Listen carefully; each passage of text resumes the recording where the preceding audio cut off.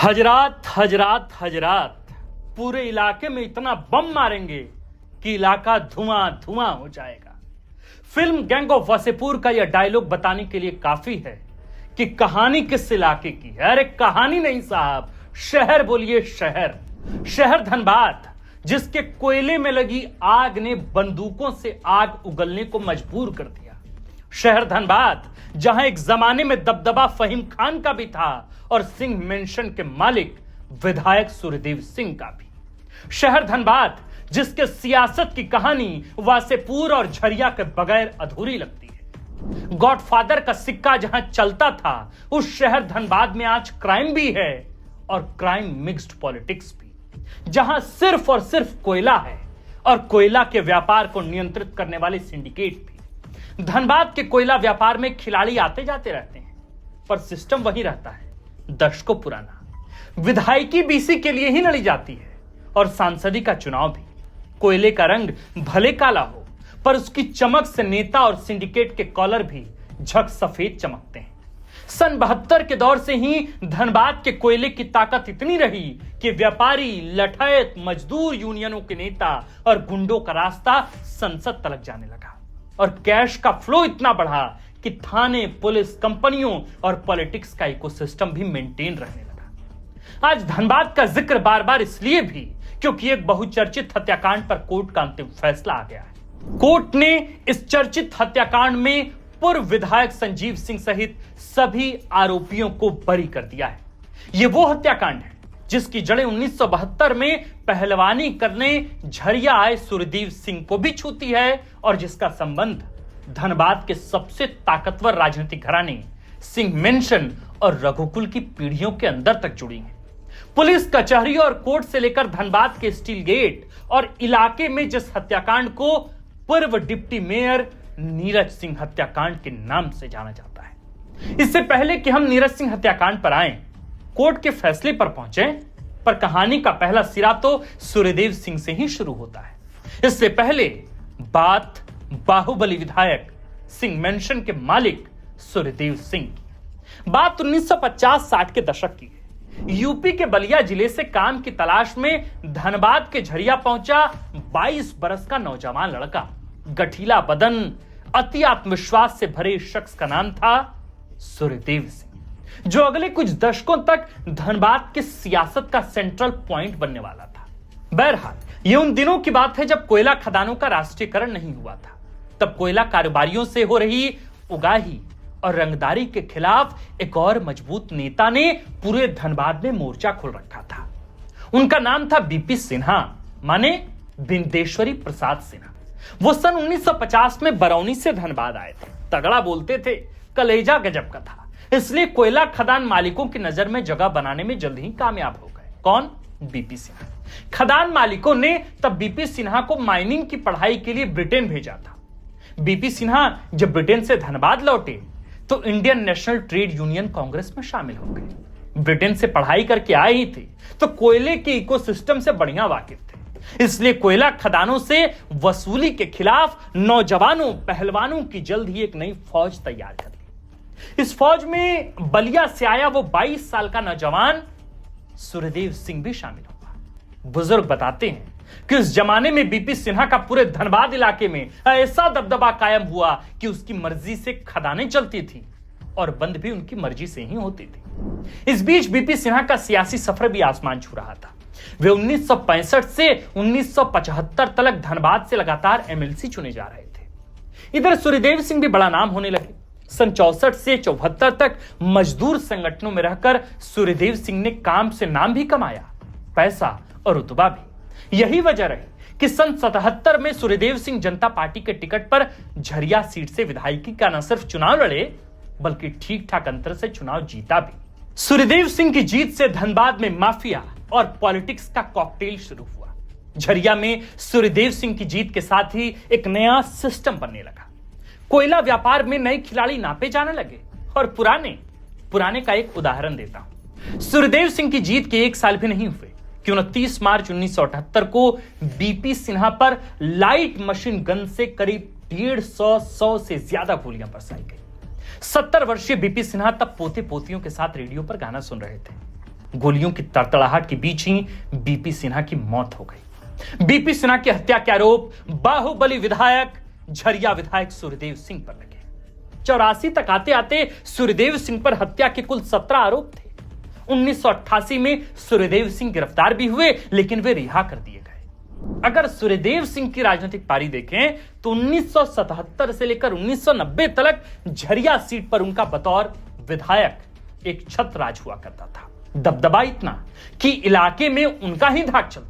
रिश्ते ऐसे कि बलिया के बाबू साहब व देश के प्रधानमंत्री रहे चंद्रशेखर तिल सकरात में दही चूड़ा खाने सूर्यदेव सिंह की कोठी सिंह मेंशन तक पहुंच जाते। वक्त का पहिया घूमता रहा और सूर्यदेव सिंह की हैसियत के साथ ही धनबाद शहर के बीचों बीच बनी कोठी सिंह मेंशन सियासत का पावर सेंटर बनती गई। सूर्यदेव सिंह कुल 4 भाई थे। सूर्यदेव सिंह, बच्चा सिंह, रामाधार सिंह और राजनारायण सिंह। यह चारों भाई सिंह मेंशन में ही साथ रहते थे। साल आया 1991 का, तारीख 15 जून। आरा से सांसदी का चुनाव लड़ रहे सूर्यदेव सिंह को हार्ट अटैक आया, जिसकी वजह से उनकी मौत हो गई। सूर्यदेव सिंह के निधन के बाद झरिया की सियासत में जो निर्बाध, जो वैक्यूम पैदा हुई, उसे भरने में सिंह मेंशन को कई साल लग गए।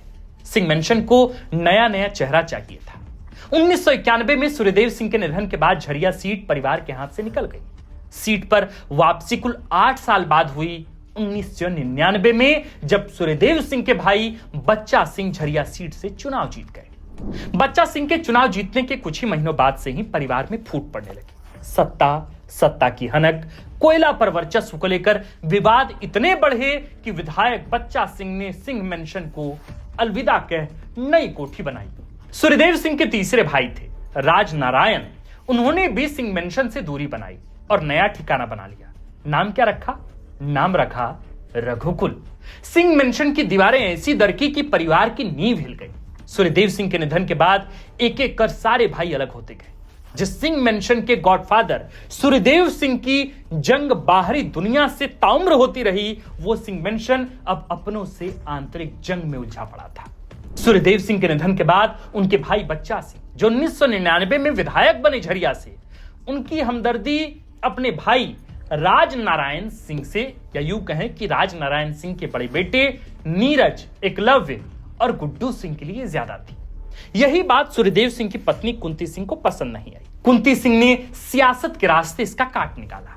बच्चा सिंह के राजनीतिक वर्चस्व को खत्म करने के लिए सूर्यदेव सिंह की पत्नी कुंती सिंह ने झरिया से 2005 में पर्चा दाखिल किया। कुंती सिंह 2005 से 2014 तक झरिया से भाजपा की टिकट पर विधायक बनती रही। फिर आया साल मोदी लहर का, 2014 का। सिंह मेंशन के लिए यह वो साल था जब सूर्यदेव सिंह और कुंती सिंह के बड़े बेटे संजीव सिंह को भाजपा ने टिकट दिया और नई पीढ़ी की राजनीति की शुरुआत हो गई। संजीव सिंह 2014 में चुनाव जीतने में सफल हो गए और अपने चचेरे भाई रघुकुल के वारिस नीरज सिंह को ठीक ठाक अंतर से मात दिया। इधर कुंती सिंह सिंह मेंशन के अपने वारिस संजीव सिंह को साल 2009 के बाद से ही सियासत की डगर पर आगे बढ़ाने की सोच रही थी।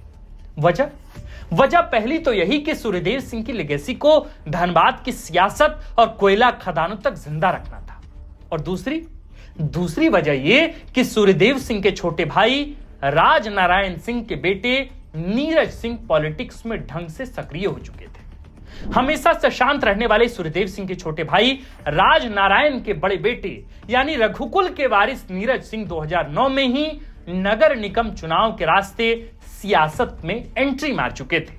नीरज सिंह की वजह से रघुकुल की खोई हुई ताकत भी अब वापस लौटने लगी थी। सूर्यदेव सिंह की पत्नी कुंती सिंह ने भतीजे नीरज सिंह के राजनीतिक उभार को देखते हुए अपने बेटे संजीव सिंह को 2014 में न सिर्फ बीजेपी से चुनाव लड़वाया, बल्कि अपने भतीजे व कांग्रेस प्रत्याशी नीरज सिंह को करीब 33,700 वोटों से चुनावी मात भी दी। नीरज सिंह की 2014 की विधानसभा चुनाव में हार के बाद भी लोकप्रियता कम नहीं हुई। बिल्कुल शांतचित्त व्यवहार, सर्वसुलभ व्यक्ति नीरज सिंह की शादी साल 2012 में पूर्णिमा सिंह से हुई थी, पर महज 4 बरस 3 माह बाद ही नीरज सिंह और पूर्णिमा सिंह का दाम्पत्य जीवन हमेशा हमेशा के लिए छूट गया। बात 21 मार्च 2017 की है। यह तारीख कोयलांचल के इतिहास में आज भी दर्ज है। एक ऐसी शाम जो रघुकुल की सियासत और विरासत पर आज भी भारी है। धनबाद के पूर्व डिप्टी मेयर वह रघुकुल के वारिस नीरज सिंह अपनी फॉर्च्यूनर JH10 AR 4500 में आगे की सीट पर खुद बैठे थे। साथ में ड्राइवर घलटू महतो और पीछे पी अशोक यादव और निजी बॉडीगार्ड मुन्ना तिवारी मौजूद थे। तब सरायढेला के स्टील गेट के पास सड़क पर 15 स्पीड ब्रेकर थे। नीरज सिंह अपनी फॉर्च्यूनर से रघुकुल लौट रहे थे, तभी अज्ञात हमलावरों ने AK-47 कार्बाइन और 9 mm पिस्टल से अंधाधुंध फायरिंग शुरू कर दी। चंद सेकंड में 100 राउंड से भी ज्यादा गोलियां चली, जिनमें से ज्यादातर नीरज सिंह को निशाना बनाकर दागी गई थी।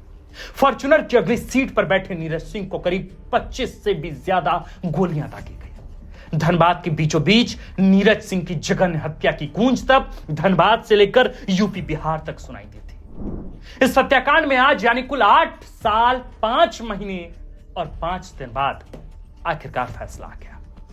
चूंकि इस हत्याकांड में मुख्य आरोपी सूर्यदेव सिंह के बेटे संजीव सिंह को बताया गया था, लेकिन आज इतने लंबे वक्त बाद भी कोर्ट से सजा जब सुनाई गई तो संजीव सिंह को बरी कर दिया गया और संजीव सिंह के साथ साथ बाकी बचे सभी आरोपियों को कोर्ट ने बरी कर दिया।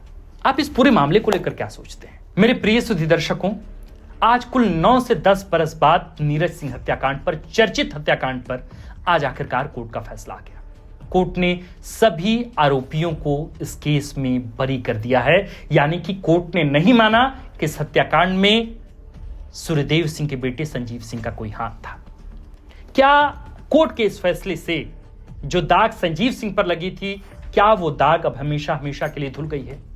क्या सूर्यदेव सिंह का जो अपना विरासत है, यानी कि सिंह मेंशन वर्सेस रघुकुल, क्या अब इस लड़ाई में रघुकुल पीछे हो रहा है? क्या कोर्ट का जो आदेश है, उस आदेश के बाद, कोर्ट का जो फैसला है, उस फैसले के बाद क्या रघुकुल अब एक नए कदम की तरफ आगे बढ़ेगा? क्या इसे कोर्ट में फिर से लेकर इस मुद्दे को लेकर आगे बढ़ेगा? क्या धनबाद की सियासत में अब फिर से एक वर्चस्व कायम सिंह मेंशन का ही होगा? आपको क्या लगता है? जो भी लगता हो आप हमें कमेंट कर नीचे जरूर बताएं। बाकी ये कहानी जो 1960 के दशक से शुरू हुई और आज जिसका पटाक्षेप हुआ, उस कहानी को लेकर जो हमने आपको सुनाई, उसको लेकर आप क्या सोचते हैं हमें कमेंट कर बता सकते हैं। आप देख रहे थे फोर्थ पिलर। हमारा नाम आकाश आनंद है, कैमरे के पीछे है नीरज। शुक्रिया।